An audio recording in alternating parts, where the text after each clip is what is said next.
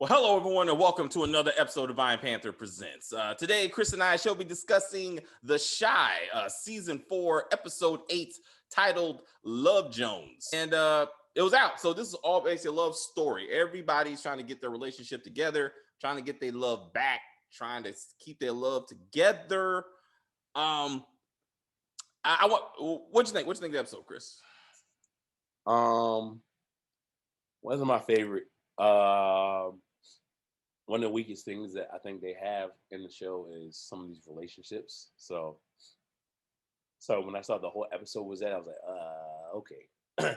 I mean, I was better off kind of seeing what's going on with Dre and his, and the whole thing with Nina Dre, Nina, Nina yeah. and Dre.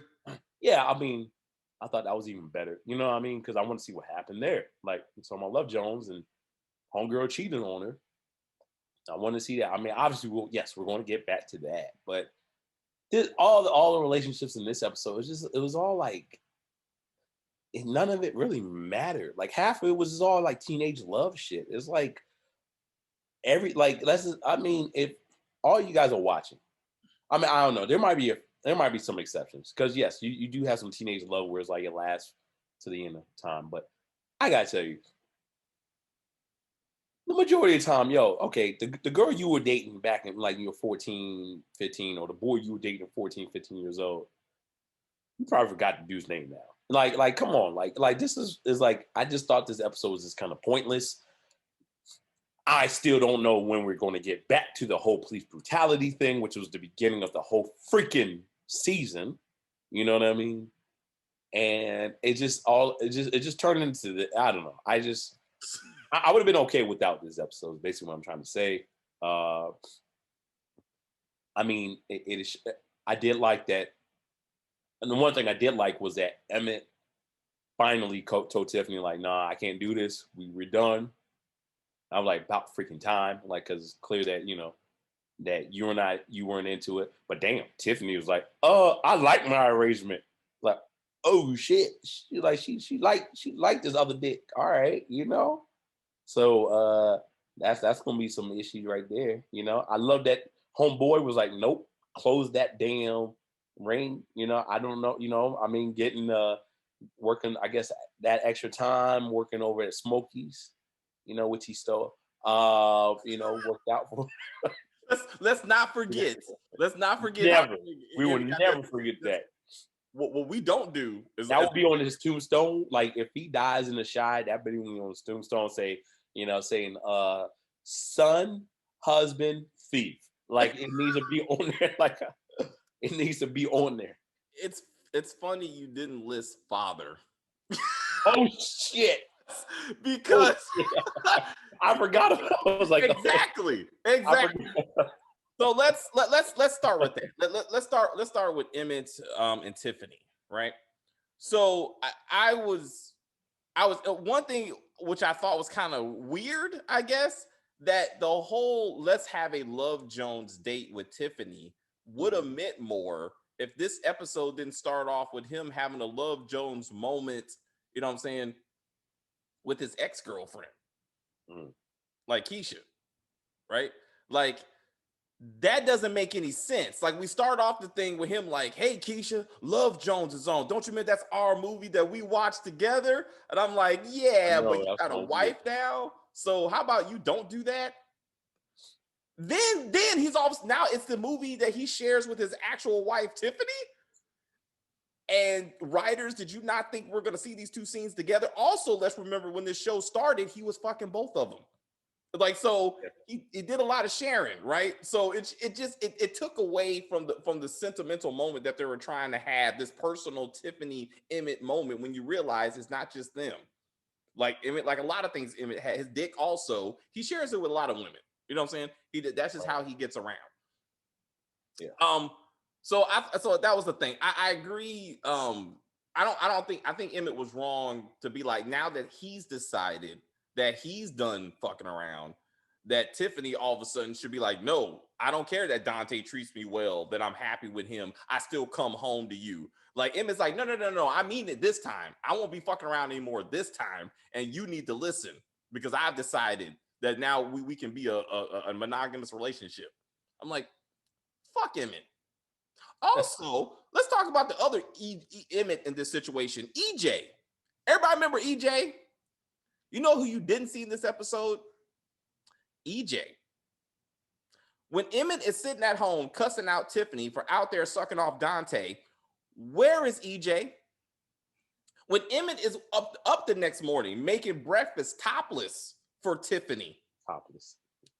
where is EJ? He was getting his Ving Rhames on, huh? Ving Rhames from Baby Boy. Yo, you notice something? That's the first time I ever seen that dude actually cook something. Right? Actually, he actually cooked up. And then, why they try to make him be like Brandon, but like put a little, bruh, all you did was put some salt and pepper on some. Like, who can't make? He made the most basic ass breakfast, like, and try to make him be like, yo, I'm so skillful, like, yo, I'm gonna make you some grits. You like, damn, grits. What? Bro, all he did was open up some packets, throw that in a damn bowl, put a full cup of water or milk, a little bit of sugar, maybe a little bit of sugar, and butter.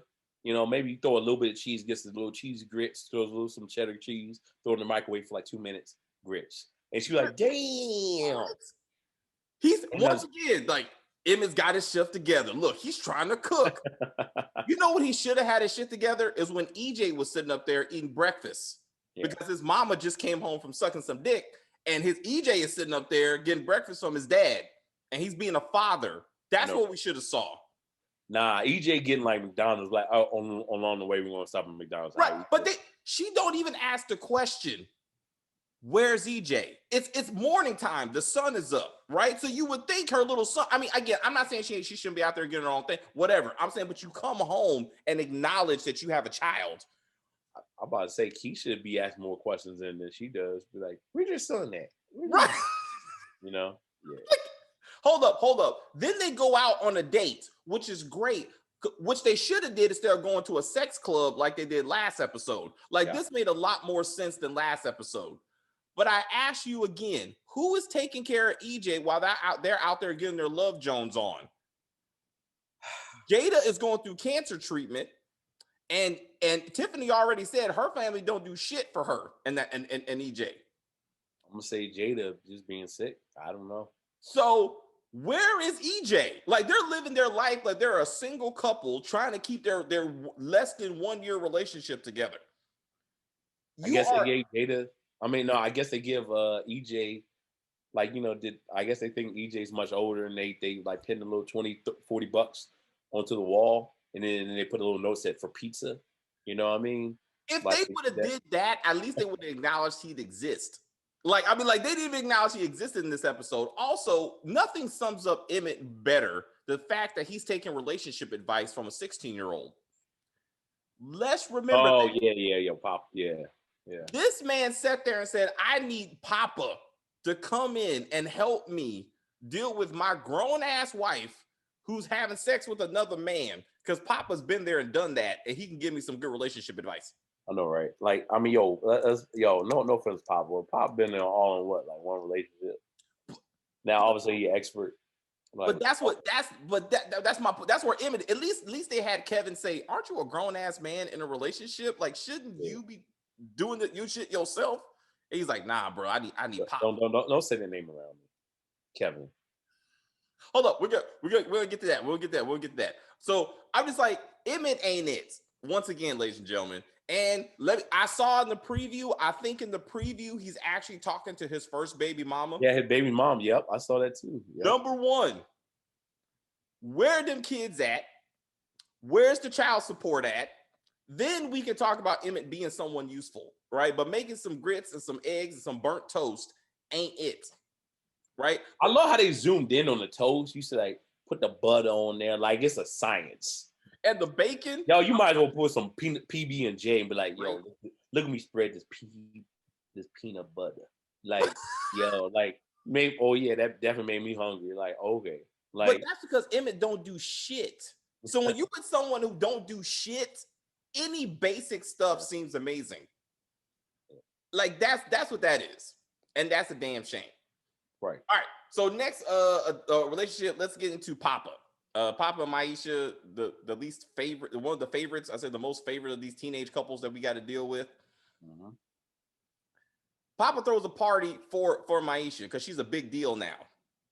At a church, mind you. He throws a heathen music, ass shaking, with a glowing cross in the back. In the back. I should have put that in my background. That should have been your background, bro. Damn. I don't know what I was thinking. How much sin is happening at this church event? You know these teenagers are doing some nasty shit in that church. That's just the way it is. That's how teenagers are. They don't care where they're at. They got to work with what they got. And if you got teenagers in a room by themselves, somebody's getting felt up at the least. With no adults. I ain't see no adults in there. No adult supervision whatsoever. This is not a line outside. There was a line outside. Like, dude, it was a club. They turned the I didn't know he was. Is he that popular? Was he that popular? Like, all of a sudden there's a line. No. They want us to believe that Maisha's that popular. Oh, yeah. It's her. That's right. They're like, oh, it's her. I'm like, let's back this up, Shy. She sang one song on Papa's podcast. She had one photo shoot. And now she's she uploaded that video of Jake getting his ass whooped by the cops. That's where she probably really became popular. Which never got discussed at her photo shoot that we discussed at one time. Yeah. I'm just saying, this is her night, and she's not even performing at her party.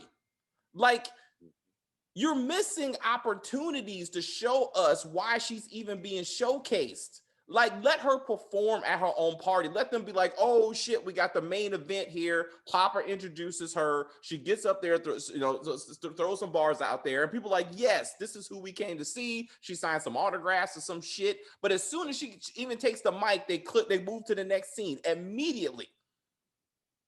I noticed that. I was like, oh, okay, we're going to see her perform. And then is Smokey's catering? Like, are they getting drinks and food there? Yeah, where's the food coming from? Like, that's least my concern. But I'm just like this whole thing that Papa was used to be in the spotlight and now Maisha's in the spotlight. When was Papa ever the spotlight? He's barely in this show. I I gotta say this, right? I mean, it's gonna sound bad, but I'm gonna just keep it 100.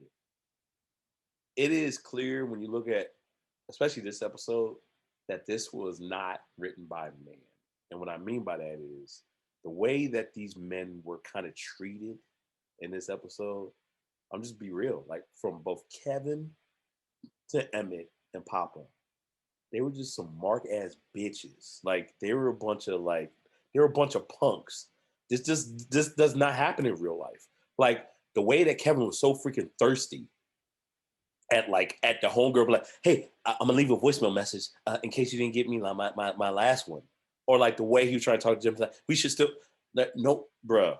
Even as a kid, I was never that thirsty. All right, Papa got punked and literally had a party for Maisha, just for Maisha to be like, nah, bro. Like, how you not know? Like, yo, that should be like, in the words of you, that should have been in discussion. That should have been a conversation where like, yo, if I'm throwing this party for you, that means we get back together just for you to be dancing with some other random ass nigga. Like, nah, that does not happen.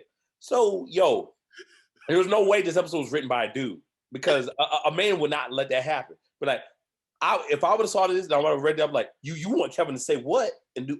Oh, nah, I can't. Nah. There is no way. Y'all punk the hell out of these dudes. So, and that just does not happen in real life, especially in the freaking Chi. That does not happen in the Chi-town at all. Like, I don't. How y'all do this to our men? How y'all do this to our black men? You keep saying let's lift our black men up. Okay, so let's okay. I'm gonna take this Kevin segue to talk about how this show treats black men and black people really in general. Jesus. So Kevin was thirsty at the beginning of this episode because he was leaving a message for Lene, the new woman that he met. Right. Lene's not answering the phone. Can we remember why? Because her brother shot and killed his girlfriend's brother. Oh yeah. Yes, Lance. Lance is dead as fuck. And you know who doesn't care? Anybody. No one has even acknowledged this man's death. And Lene we don't get a scene of her acknowledging this man's murder that her brother did. Reg doesn't go, Trig doesn't go, hey, Amani, I almost got killed last night dealing with that relationship bullshit. None of that is even discussed. A black man, once again, is murdered by another black man in this black neighborhood, and none of this is talked about by anyone because it's just another day in the Shy. Ronnie's murderer is still on the street and beat up Kevin. And that goes to my other. So then Kevin was like, hey guys, who do you think will win in the fight, me or Jake? Why are you asking dumbass questions? Jake is why are you asking your sister, hey, who looks better, me or Jake? Yo, that's some weird ass shit. Yo, no joke. Keisha, I used to hate her in like the first 2 seasons or whatever. But now she's starting to grow on me and she's starting to say shit that I be thinking. I'm thinking like, damn, yo, yeah, where is EJ? Where is your son? Like she's asking stuff like that. Yes. Like it's just like, and then just this one, like, yo, what you talking about? I ain't gonna answer that question. Like, you my brother. That's dumb. Like, you know what I mean? And it's like, it's just so Kevin was weird, bro. Kevin's just a weirdo. No one noticed. Huh? No one noticed he dyed his hair blue because he dyed his hair blue to get with Lene. That happened at the end of last episode. For some reason, they wanted to show that they had to have it. No one even noticed that. I like the fact though that Kevin and Gemma had a relatively adult breakup. Like they were like, look, we're still friends, we still care about each other, but you know, we got other things to do, right? I thought that was an awesome moment for them finally just to be like, look, we may have something, we may not, but we will be each other's first, and now we can move on. Like I thought that was awesome. Yeah, that was awesome. But one thing I didn't like that led up to that though was the fact that Gemma was out here lying, saying like, "Oh no, I ain't gonna go with you to Papa sing." Oh, what? Okay, you know that literally Papa's best friend is Kevin. So you thought, oh, I'm gonna go with Jake, and you're like you basically lied to him, saying, "Oh no, I ain't going," blah blah blah, just for you to go. I don't know. I just thought that was weird. Like it's just freaking messy. I mean, yes, I'm cool with the break, like the formal breakup. You're right. I don't like I just think that it was just utter bullshit that she's going out with Jake in the sense of like, and Jake and Kevin are cool. I'm like, nah, that is fake. That's why, again, this could not be, not only could this not been written by a man, but it could not been written by a black man because there is no way they would be cool. You don't do that shit. You taking your another boy's girl and then you be like, yo, we cool? Nah, nigga, we ain't. Okay, man. Let's get into that. But that's like dog. Yo, that's a dog fight right there. That's literally like, yo, you took my property, you took my bone. Yo, we're going to scrap. You know, I mean, no, that's just how we all were meant. I'm sorry. I know that's a violent analogy, but that's just how it is. Yo, people have died for much less. People have been killed for much less. But come on now. It's just like, let's keep it realistic. I just thought that was just crazy as fuck. You knocked your dude out. You knocked your boy out. Just a previous episode or 2 episodes ago, whatever. Just be like, man, we cool. Yo, I know you screwing my girl, but yeah, we cool. And I know I'm thirsty as hell. Yeah, bro. All right, so I want to acknowledge, you know, like I want to acknowledge Trig right now. So the moment of Trig once again being a good brother, father figure to Jake, you know, to be like, 1, get your grades up, you know, if you want a car or anything. 2, get a job. 3, you need to clean it up with Kevin, right? Like, I know you're trying to follow your heart, but you need to clean it up with Kevin, right? Like, that was a real moment, right? And then Jake's response of, well, you're mad at Shad. You picked Amani over Shad. That's not the same thing, okay? And really, Trig should have corrected him on that, because I'm like, right, God was living in my house for free, disrespected and degraded my woman and me. So there is no, we need to work this shit out. Like, he needs to be coming to him apologizing. Like, Shad needs to be coming to Trig to say he's sorry. Yeah, I took that moment with Jake because I thought that too, but I was also thinking like, oh, maybe Jake don't know the full details of how it went down. And he probably don't. He just thinks they're both beefing. You know what I mean?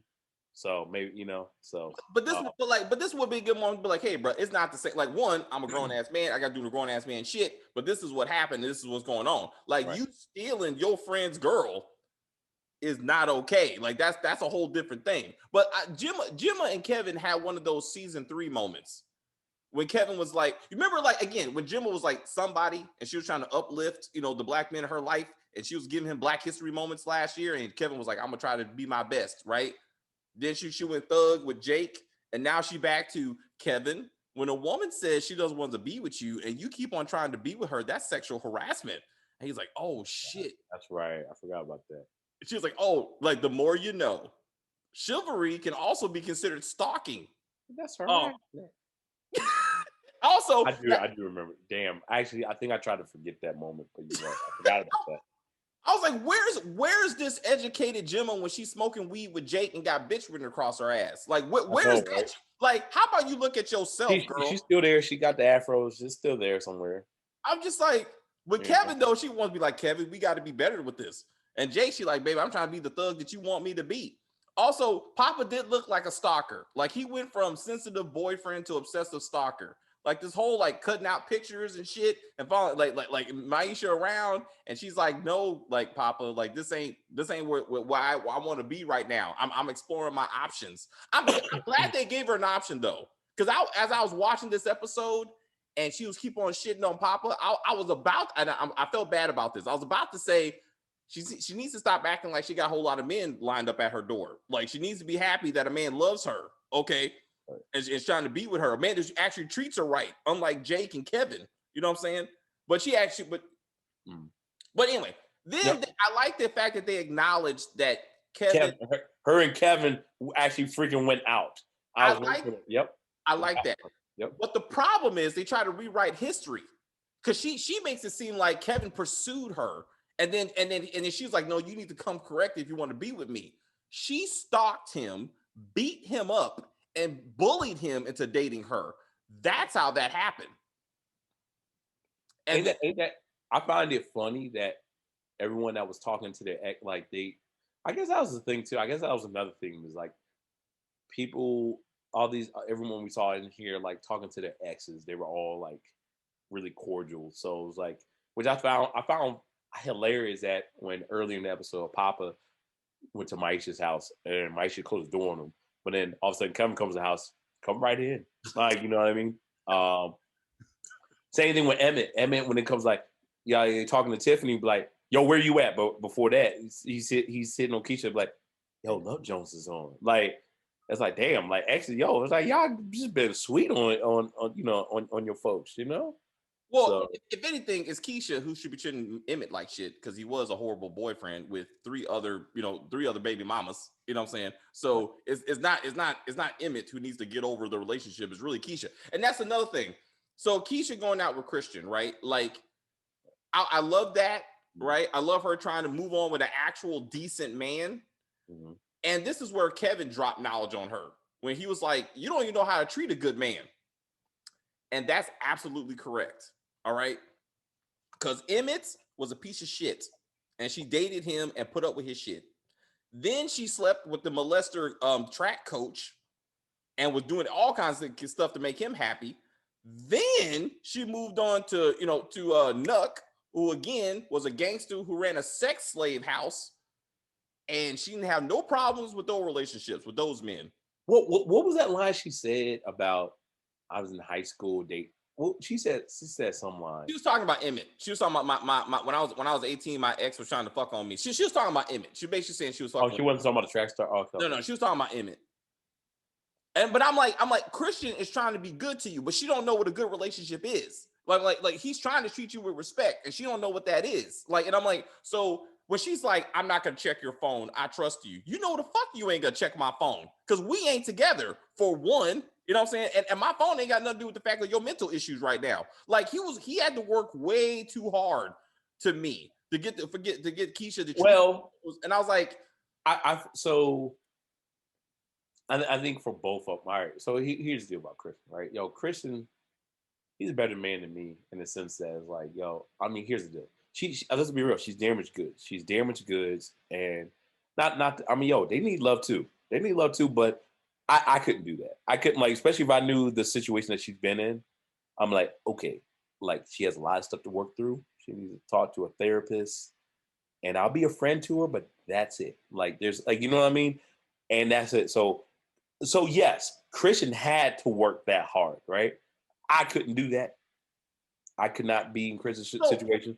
But but yeah, I mean, yo, the trustworthy thing, like now the thing about trustworthy, I mean, yeah, you're right. So if you want to talk about the cheating thing, yes, I don't understand why what just happened to her messed her up as far as the whole, like, her idea of trusting, because for her sense it would just be more like getting too close to someone, you know what I mean, in the sense of, like, I would have thought maybe the moment would have been like when he said, hey, can I hug you, and then she would just kind of like you know what I mean, something like that. Yeah. Sure, but the whole, like, are you cheating on me trust, I didn't. That's what I'm That saying. one I didn't like that. I didn't like make any sense. Her being like, yeah. why are you talking to your friend? They know your damn business. And what does that got to do with you being kidnapped? Then she's like, Right. I'm not gonna go through your phone. That ain't got nothing what you do being kidnapped. Like, you talking to me like I cheat, like you said, like we're together, like I cheated on you, and I need to earn your trust that way. Her intimacy issues makes total sense. And Mhm. this is with that, right? But that's not, he was dealing with, I've been cheated on before, basically, and I need you to be better than the men I picked 3 times. Like, I'm like, and then also, I was actually worried about him when he said, I'm gonna pray for you or something. I was like, he needs to keep that word out of his mouth, because Keisha's proven she don't want no Christianity in her life or in her child's life. All right, so I'm like, he needs to slow down on the church thing with her. But I'm like, she needs to appreciate what she got. The fact that they made out, that was a big leap. Like, I didn't think they were going to do that this soon. I thought that was cool. But yeah, she's never been in a good, healthy relationship, and that needs to be explained. Like, needs to be like that's some counseling that needs to be done with that. But yeah, I mean, it's a lot. And he's a good dude. I mean, Yeah, he's good. Yeah, I mean, that to me, that's the thing too. I mean, and that shows how great he is, because I mean, a lot of guys, like I said, like, I mean, not that just because I wouldn't do it, I'm not necessarily a bad person, but I'm just saying, I just can't. I don't have the tools for me to do certain things, or be careful of certain things to say that won't trigger her, or so, you know what I mean, like that. So the fact that Christian is like was able to, like, notice certain things and be like, okay, nah, I won't do this, or we can just kind of take it slow. Yeah. I mean, I think that's admirable. So, but I'm worried. You know why? Because this is the Shy. And I feel like Christian is going to do some fucked up shit like next season or something, and then they're going to trust. You don't think so? I can see him getting shot. Yeah. Hell yeah. I can see he's a good. Oh my God, that's exactly how it's going to go down. And he I went duh, of course. I'm thinking to myself, he's going to do something dumb. No, he's a good guy. Kill his ass. There we go. Exactly. Kill his ass. Duh. Exactly. Thank you for helping me. Thanks, Dave. Remember the show you're watching, sir. Holy shit! Of course. He will be murdered if Christian turns out to be good to Keisha. And I don't know why I couldn't see that. And he wants to build relationship with new Ronnie. He will be murdered. New Ronnie, I know. And they will move on. Okay, like, so let's talk about Ronnie. So again, we acknowledge how it was great that she wanted to name her son after Ronnie. That was awesome. In the comments, we're discussing, I think it would be awesome if she takes Ronnie to meet Ronnie, to be like, hey, this is, like, to be like, they're kind of like had that kind of like closure of the situation. Thank you again. So we acknowledge that the man died. No one came. I mean, where is his funeral? You know what I'm saying? Did he even get a funeral, like legit, like at his casket? Did we see where he was buried? No. I mean, I know they celebrated him at the end of the season. I mean, I'm only assuming, he got a funeral. We assume. Yeah. A few people have died, and they've been to a few people's funerals. I can't. But anyway, his gravesite. It just would be nice for her to take the baby to the gravesite. I think that would be awesome. And to say, hey, thank you again. I tried to. Something like I tried to do this to remember you, that sort of thing, and to leave it at that, right? But I think it would have been nice to find out that maybe he's buried next to his grandmother. I think that'd be a nice touch, just to be like, we acknowledge both of them. You know what I'm saying? Mm-hmm. I think that would be good. There was no Jada in this episode. Yeah. What I told you, man, budget restraints and COVID protocols and everything else. Yo, you laugh and you think I'm joking when I say they only allow certain characters in each episode. No, I mean, I'm not joking. I'm saying the theme of this episode was love and relationships, right? So they were trying to focus on like Jake and Papa and them and that's what I'm saying. Like it wasn't the theme of this relationship, but I'm like, again, with the fact that Jada's probably on borrowed time, Emmett and Tiffany should at least be like, hey, just checking in. Hey, mom, how you doing? Do you need anything? We're about to go out. Something. Just acknowledge to us that he acknowledges that his biggest problem is not the fact that Tiffany has another man. It's the fact that his mother is dying of cancer. Yeah, his mother got, is sick. So. But all he wants to talk about is the fact that his mother is dating someone his age, and the fact that Tiffany is fucking Dante. Like that's the only thing he cares about on any given day.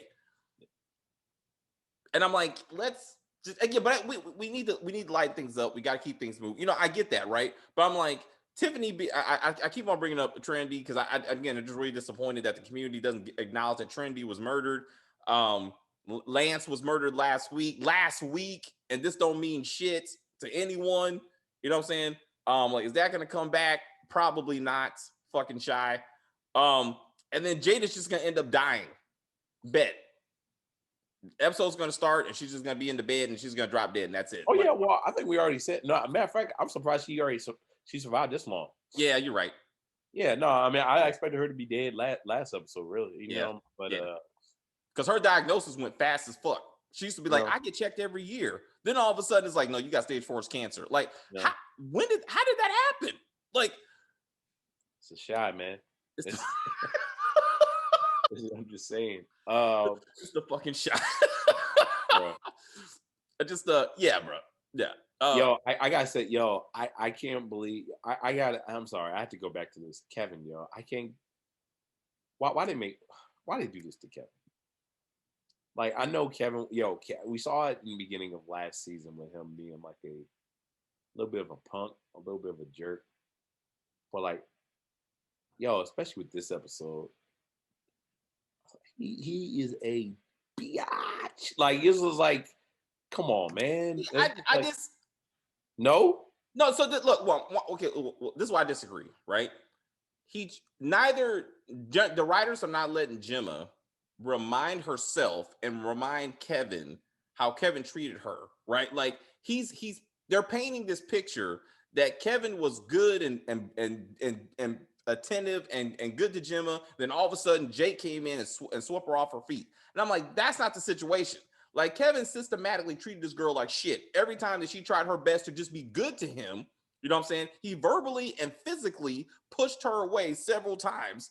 And now she's like, I just got to move on and find somebody else. You know what I'm saying? So I'm like, that's not the conversation that they should be having, right? Like Kevin is dealing with the consequences of his actions, right? To me. And therefore he's trying his best to get over it. But he needs to acknowledge what his actions are. Like, what do you actually think is the reason why Jim is with Jake right now? Like, if they try to make this about she tried to fight against police brutality and Kevin wasn't with it, that's not the story. Like, that should not be the reason why they're not together. Like, they totally forgot all the times that she's been like, hey, Kevin, here's a laptop. Hey, Kevin, what's going on with your sister? Hey, Kevin, would you like to spend time with me? And Kevin was like, fuck you. I'm picking Jake and my boys. And now he's suffering the consequences of his actions. Him getting all gooey with Lene doesn't make any sense because that was one day he spent playing the video games with a girl. Like, that don't make any sense. But Keisha was right, though. She's like, you're trying to use her like he did. He should stay with that girl he was dancing with. She looked good. Yeah. I'm like, who is she? What is her name? Why is she dancing with you? Like, you need to focus on who wants you. You know what I'm saying? Like, that's where you need to be. Mm-hmm. To me, I would be like, hey, girl, Gemma, Jay can have your ass because I already did. I'm like, I'm moving on to bigger and better things. Yeah, I mean, like, and I get what they're trying to say. I guess they're trying to say is like, you'll always never forget about your first true love. You know what I mean? I get it, but like, damn, like, I mean, like it's like I don't know. It just felt so weedy. I don't know. It felt so juvenile. And I get it. There are juveniles, I guess. So wait a minute, hold up. To that point right there, what kind of upset me was that Gemma coming out of a coffee shop and Kevin having a conversation like they're grown adults. I'm like, where are your parents? Where are the parents? I know, right? Like, yeah, this isn't Tariq in college, like type deal, right? This isn't. Y'all are teenagers in high school. So where are your parents? Where's Maisha doing at home by herself? And you're in the shy. You should hurry up and run home. Like this is like, you know, you're underage. Get your ass inside. In the house. Because shit is bad. Like, she just walking around living her best life like she a grown-ass woman. Like that, I'm like, where's your daddy? Where's your mama, Gemma? Like, your mama should be telling you, like, so how to treat a man, like how to get a good man and how to identify one, which is not Jake or Kevin. Like, how to do better. I want to see her dad's reaction to Jake. Like, we already saw his reaction to not Emmett, to Kevin, you know, when him like sneaking in the house. But like, I want to see that whole interaction with him and Jake, you know. So he went to pick her up at Trig's house. Duh, that's right. You're right. I forgot about that. So he knows. That's right. I don't know how. Yeah, bro, I'm tired, man. No, it's all good. I'm just saying, but to your point, like the girl coming home smelling like weed. The woman got bitch written across her jeans. The father needs to be talking about this kind of stuff. Like, to your there's opportunities to be like, Jake ain't good for you. Like, you're turning into someone that you don't want to be long term. Right. And that's just not happening. And I don't know why. I think what Trig is trying to do in this community is awesome and all, but the whole yo, I support black businesses. Nigga, you are in a black neighborhood. Talking about some damn, I'm trying to support black businesses. It's all black. Sit down somewhere, mother. Like, sit down. Yo, I was like, yo, take this money. Yo, matter of fact, did I miss it? Like, is there a reason why like Emmett is allowing him to eat for free? Like, what I have no idea. I was trying to remember what that was. Like, yo, you know you don't have to pay. And I'm like, bruh, you never miss anyone trying to pay anything. Yes. Like, yo, you even told like Kevin, everyone like, yo, this food ain't you ain't paid for nothing. Like, right. you ain't quick for that. But like all of a sudden, Trey come up like, you ain't got to pay for nothing. I'm like, huh? Hold up. I support black businesses, but Emmett stole this black business from another black man. I know, right? Yo, and yeah, man, that's a good point. You know, and what does Trig do for money?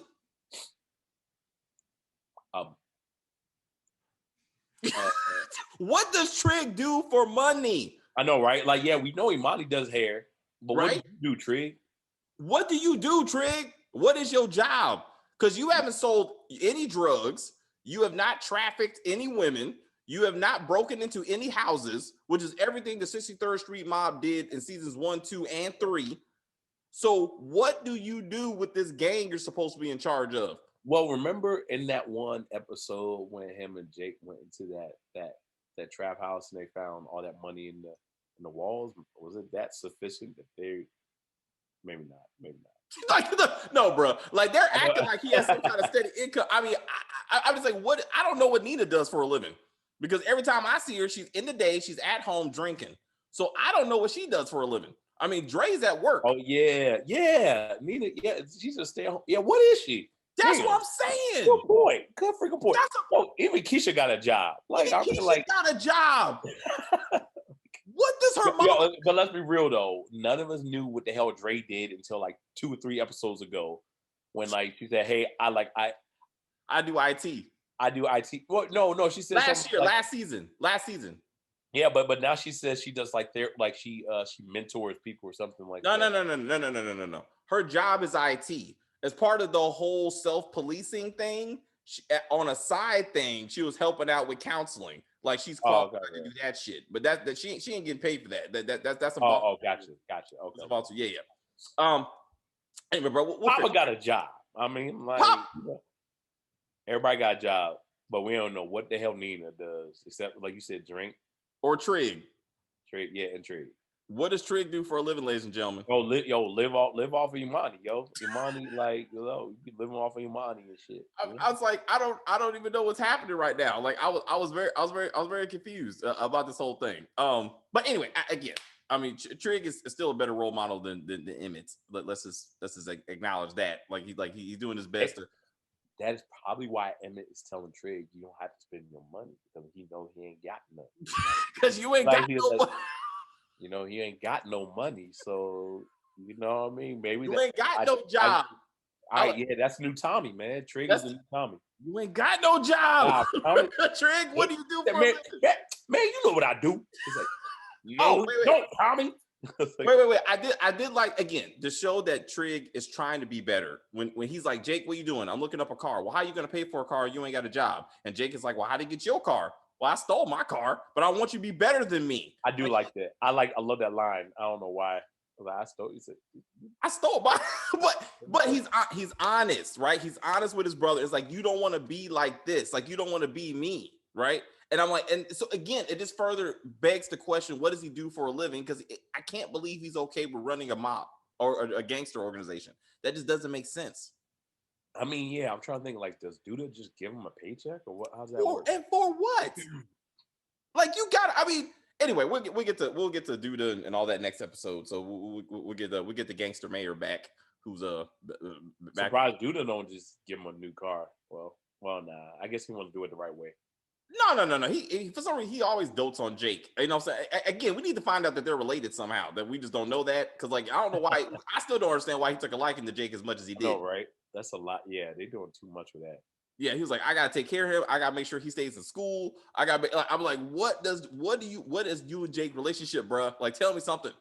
But anyway, anything else for this episode?